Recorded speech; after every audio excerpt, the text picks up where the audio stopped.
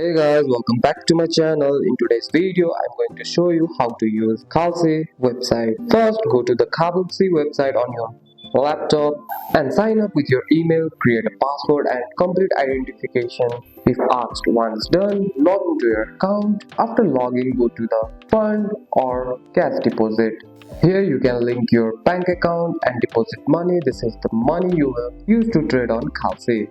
On the home screen, you will see different event markets such as politics, economics, sports, weather. Click on the market you are interested in to see the available positions.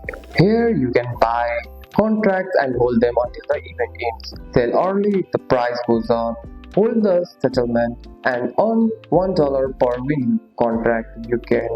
Your profit depends on how much you paid versus the final result.